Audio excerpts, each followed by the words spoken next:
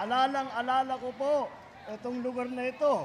Ito na yung napuntahan kong pangatlong rally po dito sa inyo sa Mandaluyong, sa iba't ibang kampanya ko. At lahat ng kinampanya ko rito sa Mandaluyong, panalo po tayo. Maraming salamat po.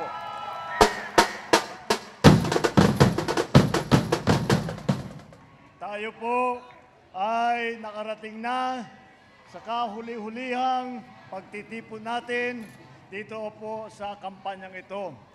Kaya't nais kong pasalamatan, hindi lang po kayo ng tiga Mandaluyong, kung hindi po lahat ng nagpakita ng suporta sa Team Alyansa habang sila at kami lahat ay umiikot sa buong Pilipinas.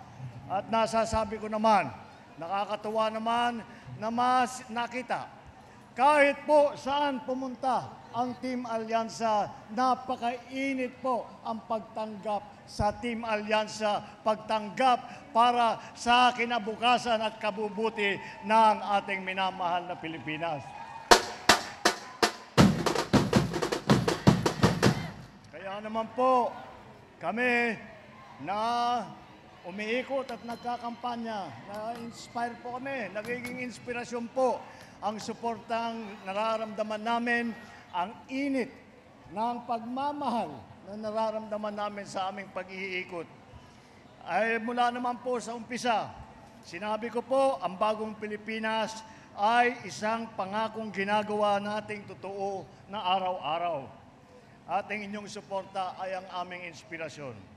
Naniniwala ko na ang lakas ninyo ang magdadala sa atin sa bagong Pilipinas. Kaya naman, nabuo po ito. Mula Hilaga hanggang Timog, isang alyansa ang nabuo. Ngayong gabi, ang sambayanang Pilipino, kayo ang magbibigay buhay sa ating pagtitipon ngayon. Alam niyo po, siguro panahon na, dahil po, bakit namin ginawa itong alyansa? Kung maalala ninyo, nung kumakampanya ako rito, ang aking isinisigaw, ang pagkakaisa, unity. Kailangan sa aming pananaw, sa aking pananaw at sa pananaw ng lahat ng Pilipino.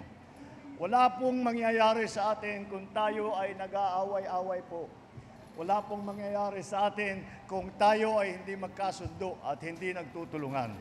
Kaya ko po isinisigaw ang pagkakaisa. At kaya naman po ang ginawa po namin ay pinagkaisa namin ang lahat ng aming kilala na pinakamagaling na magiging senador para makikita natin patuloy ang ating progreso, patuloy ang ating pag-unlad, patuloy ang mapayapang Pilipinas, patuloy ang magandang takbo at kaunting ginhawa para sa ating mga kababayan. Marami po naman nangyari na dahil sa pagkakaisa. Marami po akong balita. Marami po akong magandang maibabalita sa inyo.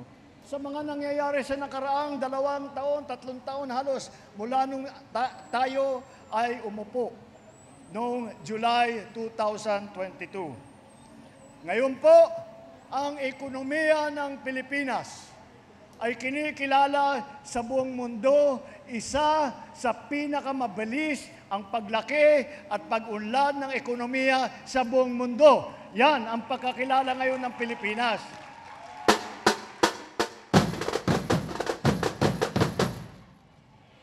Sa Asia po, tayo ay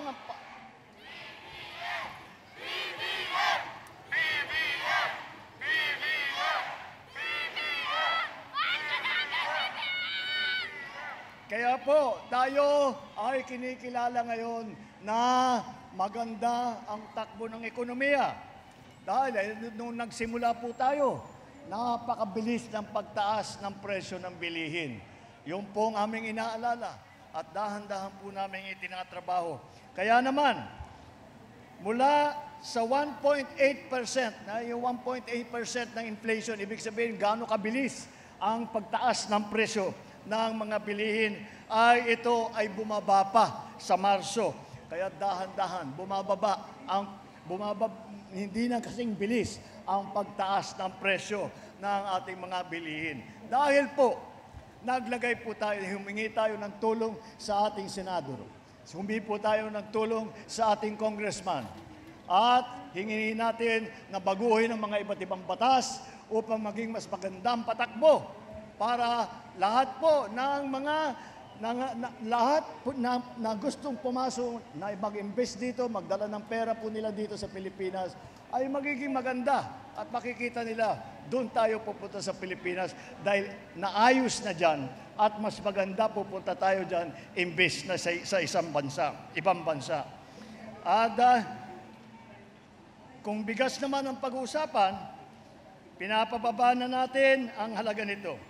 Natupad na po ang MSRP or Maximum Suggested Retail Price. Nagsagawa na rin tayo ng Rice for All. Makakabili ng bigas sa halagang 33 pesos hanggang 43 pesos kada kilo sa mga kadiwa. Ngunit, pagkatapos ng eleksyon, dahil pinagbawal po kami na ilabas po itong programa na ito, dahil po baka gamitin sa kampanya. Kaya ang ginawa namin, pinaubaya muna namin sa COMELEC yung kanilang desisyon. At sa Martes, pagkatapos ng halalan, sisimulaan na po natin, magbibigay tayo ng bigas na 20 pesos kada kilo sa piling kadiwa site. Ang mga benepisyo ng 4P, mga senior citizen, mga PWD, mga solo parent, sa tulong ng mga LGU, uumpisan po natin sa Visayas to at ikakalat po natin ito sa buong Pilipinas.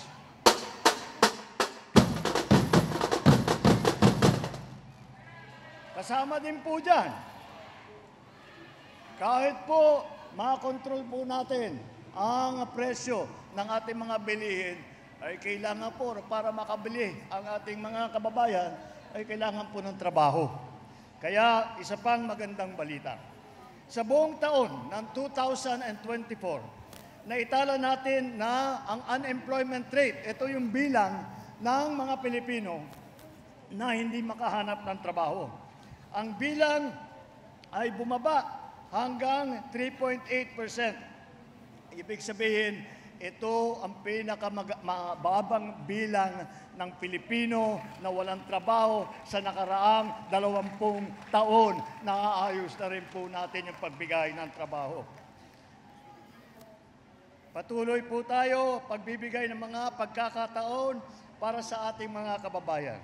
Mula Hulyo 2022 hanggang sa katapusan ng 2024, nakapagsagawa tayo ng higit 4,000 job fair at sa iba't ibang sulok sa bansa. Hindi lang po dito sa Maynila, hindi lang po sa malalaking lungsod, kung hindi po kung saan-saan lahat po ipinagkalat natin.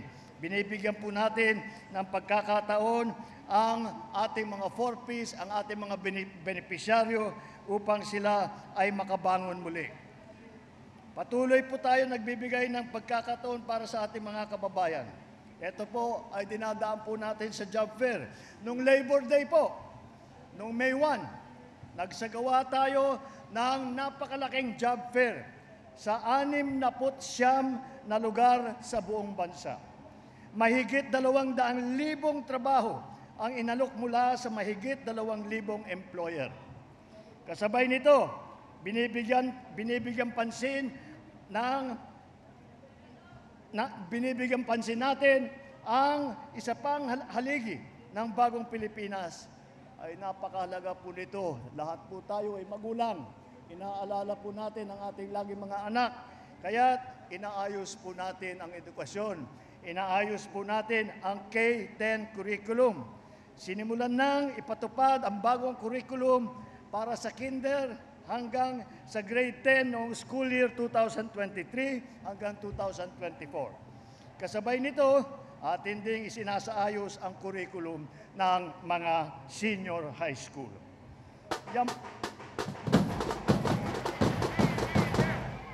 Bilang suporta sa ating kabataan at sa ating mga manggagawa para sila po ay marunong at kaya nilang makipagkompetensya, hindi lamang dito sa labor market po dito sa Pilipinas, kundi sa buong mundo.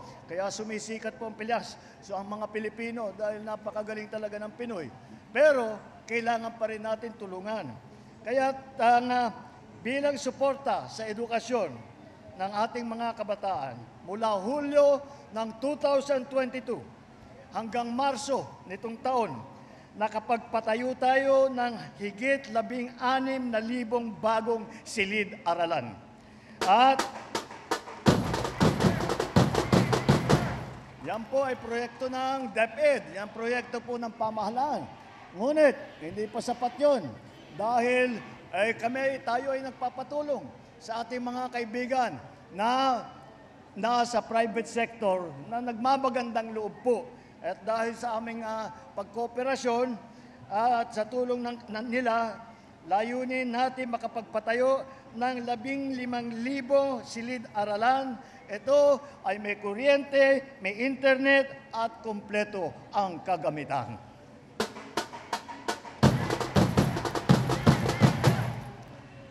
At alam naman po natin ang buhay ng lahat ng educational system ay ang ating mga guro. Kaya tinitiyak natin na ang guro natin ay nakakatanggap sila sa lahat ng kanilang benepisyo. Kahit yung dati, yung sweldo, napapautang ang ating mga guro dahil hindi dumadating ng tamang panahon ng kanilang sweldo. May mga pamilya po yan. Kaya ginawa natin, tiniyak namin, hindi na magiging problema yan. Isa pang naging problema dati, ang mga teacher hindi na makapagturo dahil kailangan maging principal, kailangan maging accountant, kailangan maging kung ano-ano na administrative. Tinanggal na po natin sa kanila ang katungkulan na yon para wala silang iniisip kung hindi turuan ang ating mga kabataan na maging magaling, maging masipag at maging mabuti. Binibigyan sila ng mas maayos na benepisyo, mas malinaw na career path, at mas mahabang pahinga. Tulad ng bagong pinapatupad na 30 araw na uninterrupted summer break para naman ang ating mga guro na napakasipag na po ay mabigyan naman ng kaunting bakasyon para makapagpahinga at para magpalakas muli para sa susunod na school year. Hindi po natin kinakalimutan ang kalusugan ng ating mga mamamayan. Ngayong taon, mas pinalaki po natin ang saklaw ng mga benepisyo sa PhilHealth. Ang gamutan para sa pneumonia, sa operasyon na cesarean, sa breast cancer, sa dialysis, dengue, asthma at iba pa. Mas malaki na po ang kokobera ng PhilHealth kesa sa dati. Serbisyo rin ang ating ipapalit sa ating mga kababayan. Hindi na ninyo kailangan magpunta sa mga malalaking ospital na kalayo-layo upang magpatingin at magpalaboratory. Sa mga lamang binuksan na tawag na bukas centers, libre na po ang check-up, libre na ang test. Sa ngayon, may 51 bukas centers na sa buong bansa. Maaari kayong pumunta ron po, magpa-check-up, magpa-x-ray, magpa-ultrasound, at marami pang ibang serbisyo. Sa NCR, meron na po tayong tinayo na 4 na bukas center. At kung pag-ausapan naman natin ang ibang bagay, hindi lamang tungkol dito sa ating kababayan, kung hindi ang seguridad ng ating bansa. Kung pag-uusapan natin ang pagtanggol sa ating karapatan, hayaan ninyong sabihin ko ito ng buong buo. Kailanman hindi tayo uurong sa pagtatanggol sa teritoryo ng Pilipinas.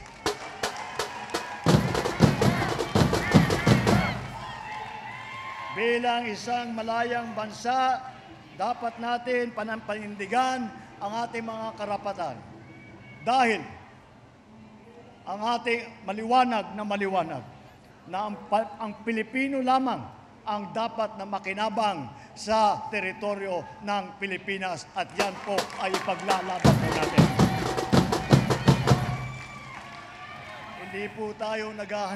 Hindi naman po tayo naghahanap ng gulo.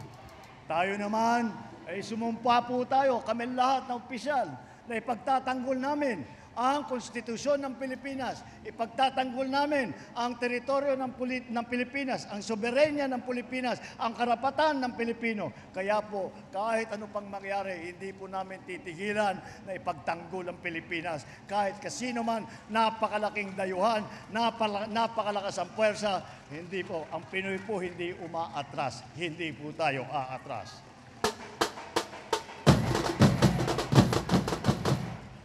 Kaya po, sa puntong ito po, ay kailangan po ipaliwanag bakit ko po pinag-iisa-isa lahat itong mga programa at saka proyekto na ito. Para po makita po ninyo, alam nyo po, ang national government, ito po mga programa po namin. Ngunit, hindi po namin magagawa yan kung hindi namin kasama hindi tumutulong sa atin unang-una mga LGU, mga local government, yung mga mayor hanggang sa barangay captain. Kailangan magkasama talaga, kailangan ulit nagkakaisa. Pero doon sa malalaking bagay na kailangan palitan ng sistema ng pamahalaan, kailangan palitan ng batas, kanino tayo tatakbo? Tatakbo tayo sa mga legislator, tatakbo po tayo sa mga senador natin. Kaya po, kahit nais natin ipatuloy ang ating mga magandang nagawa na. Ngunit, alam naman po natin, ay walang katapusan po ang trabaho ng serbisyo publiko at ito po ay marami pang kailangang gawin. Nakakatuwa naman po na nasimulaan na natin. Marami na tayong mahalaga na proyekto at programa na nasimulaan na. Kaya nararamdaman na ng ating mga kababayan ang mas maganda na patakbo ng ating pamahalaan. Kailangan hindi lamang natin ipagpatuloy ito, kung hindi palaguhin pa ito para lahat ng sektor ng ating lipunan ay ganun din, ay kasama, nagkakaisa at tumutulong. Ito po, kaya naman po, nandito po kami muli sa huling pagkakataon na iharap sa inyo ang ating mga senador. Maiharap sa inyo ang grupo na sa aming pananaw, ang pinakamagaling na dapat uupo sa Senado, ang pinakamahusay na dapat umupo sa Senado, ang pinaka-nagmamahal sa bansa at sa taong bayan na dapat umupo sa Senado. Dahil kung titignan naman po, kilala naman po ninyo sila. Wala naman po rito na sinasabing baguhan. Lahat po. Narinig nyo po ang kanilang nagsalita na po sila. Narinig nyo na po ang kanilang mga hangarin para sa ating mahal na Pilipinas. Ang kanilang nagawa na sa nakaraan. Ang kanilang nais gawin para pagandahin pa ang Pilipinas. Kaya po, hindi na po siguro kailangan ipagpaliwanag na mahaba dahil alam na po ninyo kung ano yung mga kakayahan nila. Tingnan ninyo, karamihan po sa kanila, veterano sa Senado. Si Senator Cayetano, Senator Lacson, Senator Lapid, Senator Pacquiao, Senator Revilla, Senator Tolentino, Senator Soto, naging Senate President pa si Senator Tito Soto. Kalahati naman ng slate ay nasa dumaan ng mababang kapulungan. Congressman Abalos, Congressman Binay, Congressman Cayetano, Congressman Pacquiao, Congressman Tulfo, Congressman Villar. Hindi po bagito. Sanay na po. Apat naman ang nagsilbi sa kabinete. Ang inyong anak na DILG Secretary, Secretary Benhur Abalos.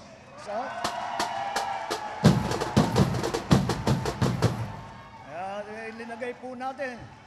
Dahil alam naman po natin talagang siya ay nakakaunawa sa mga issue ng local government. Naging si Erwin Tulfo ay linagay din natin bilang DSWD. Ang ginawa lang po niya, nung pumasok siya sa DSWD, pinagpatuloy lang niya ang ginagawa niya sa buong buhay na. Tumulong sa mga maliliit, tumulong sa mga walang boses, tumulong sa mga nangangailangan. Si Senator Tolentino, namuno ng MMDA. At binago po niya ang gawain ng MMDA, Metro Manila Development Authority po. Nakalagay po dyan, Metro Manila. Ngunit dahil sa kagandahan loob ng ating kaibigan ni Senator Tolentino, kahit po sa labas na ng Metro Manila, siya pinapunta po niya ang MMDA basta po makatulong. Yan po ang serbisyo. Ang isa pa po na nagsilbi bilang Presidential Assistant Rehabilitation and Recovery. Ito po ay binuo na ahensya para tulungan ang mga biktima ng Yolanda. Siya po ang namahala sa pagpatayo ng mga bahay. Siya po ang namahala sa paglagay ng mga kalsada, ng mga water system para makabalik sa normal na buhay ang mga tinamaan ng Yolanda. Ito po si Senator Ping Lacson. Bukod po sa presidential assistant, si Senator Ping Lacson naging Chief PNP po. Hepe ng buong PNP, lahat ng kapulisan po sa buong Pilipinas. Napakahirap po na trabaho. Ngunit, nakakita naman natin ang galing niya dahil nung siya'y nakaupo bilang Chief PNP, yun ang panahon na nakamit ng pulis ang pinakamataas na approval rating sa buong bansa. Hindi na po naulit yun ang ganong kataas na approval rating. Sa local government naman po, meron din po kaming gobernador. Governor Lapid ng Pampanga. Naging gobernador po. Malalaking probinsya po ito. At ang isa pang gobernador po, nakasama natin dito ngayon, ang naging governor ng Cavite. Alam na po ba ninyo? Ay si Governor Bong Revilla, naging governor ng Cavite. Meron din tayong mayor, Abalos dito, sa Mandaluyong. Hindi ko na po kailangan ipaliwanag sa inyo.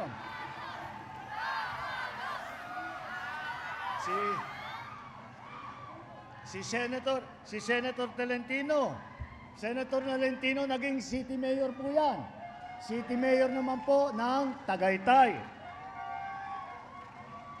At ang mayor ng pinakamayaman na lungsod dito sa Pilipinas. Malapit lang sa atin yan. Dito, ang pinakamayaman na lungsod sa buong Pilipinas ay ang Makati City. Ang mayor po, Mayor Abby Binay. Kami po na nasa local government doon, kinaiinggitan po namin ang Makati. Sabi namin, Makati napakalaki ng kanilang nakukolekta na buwis dahil malalaking korporasyon, nandun lahat. Malalaking negosyo, nandun lahat. Sabi ko, siguro, swerte ng mayor, marami siyang pera, wala siyang problema. Ngunit, ang ating Mayor Binay, ang ginawa niya, sa hawak niya na pondo, ginawa po niyang libre lahat ng benepisyo para sa mga matatanda, para sa mga may sakit, para sa mga bata, para sa mga PWD. Diyan po ang magandang ginawa ng ating mayor ng mayor ng lungsod ng Makati ay lahat ng kayang ibigay sa taong bayan ay kanyang ginawa at ibinigay.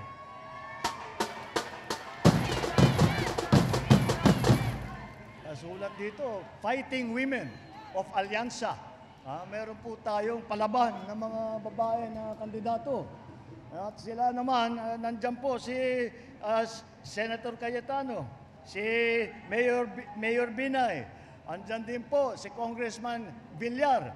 Tatlo po na kandidato namin na babae at makakatiyak po kayo dahil napakatapang po nitong mga ito.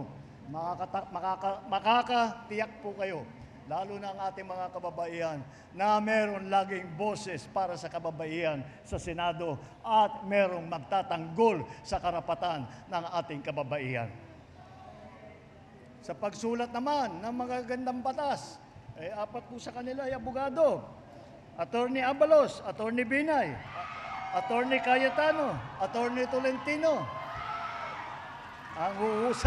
Ang huhusay po lahat. At sila po ay marunong naiintindihan po nila ang mga pangyayari sa iba't ibang lugar sa Pilipinas. Hindi lang po dito sa Maynila, hindi lang po dito sa pinanggalingan nila, kung hindi sa buong Pilipinas. Dahil kung saan-saan po, kung saan-saan lang sila pinanganak. At umpisan po natin, si Senator Manny Pacquiao, tiga Bukidnon, Sarangani, at saka Jensan. Si Erwin naman ay lumaki sa Davao Oriental at saka sa Sulu. Dahil doon po nadestino yung kanyang ama na naging bayani rin ng ating bansa. Ang unang Vicente Soto, baka hindi nyo po alam, ang unang Vicente Soto ay ang unang senador na Soto. At siya po ay galing naman sa Cebu.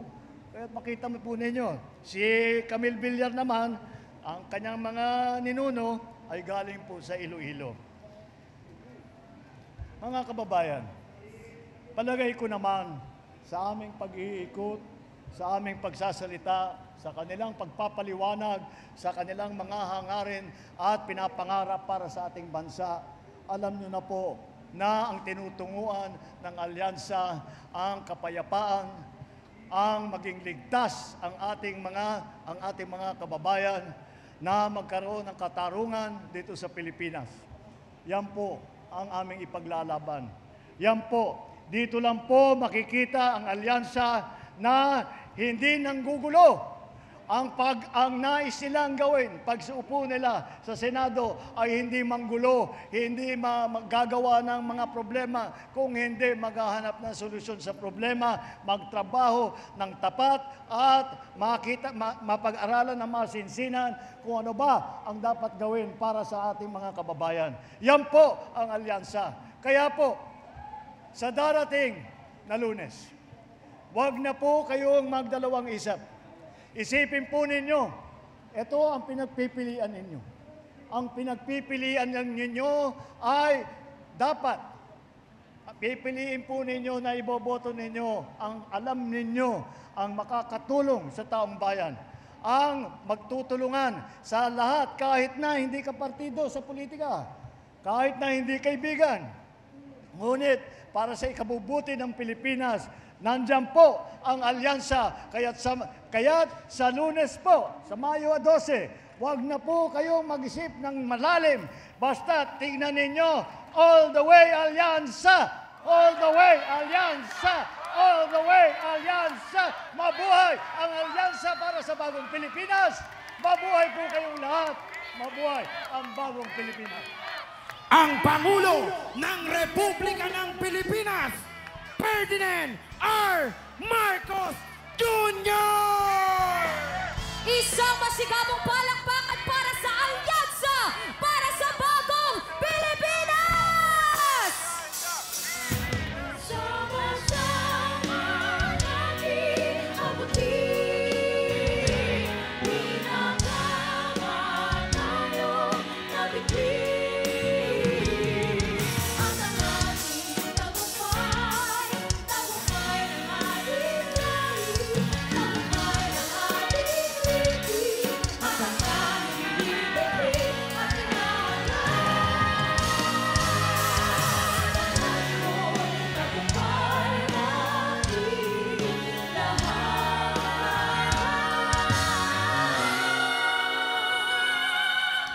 Mandaluyong, buong puso nating iwagayway ang bandila ng Pilipinas! Tagumpay natin lahat. Tagumpay natin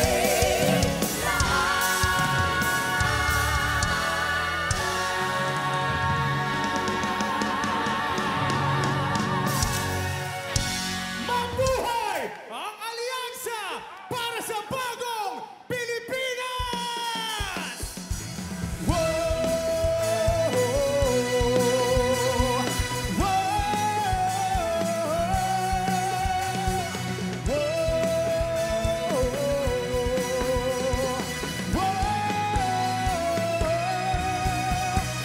Alyansa ng pagkakaisa, alyansa para sa paggulang, alyansa ng bagong Pilipino, alyansa para sa bagong Pilipinas.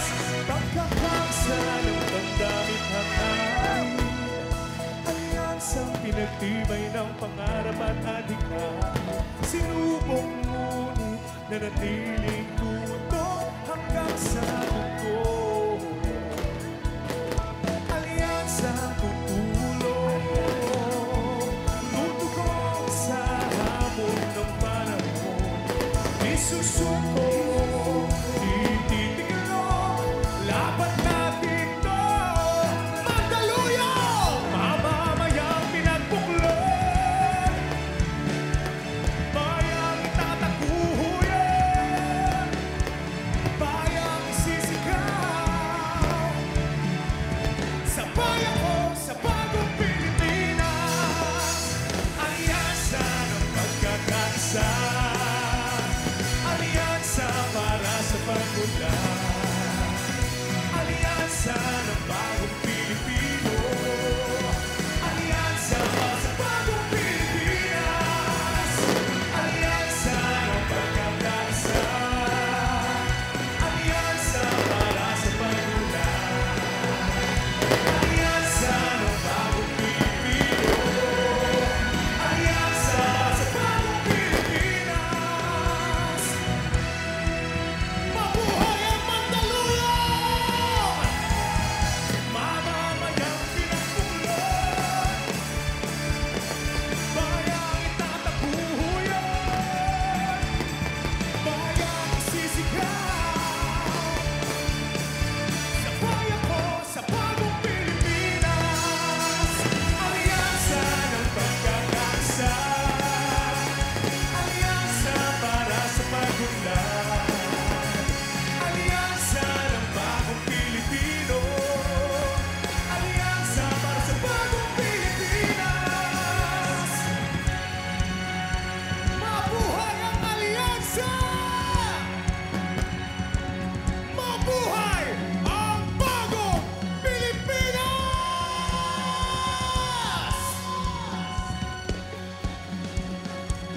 Alyansa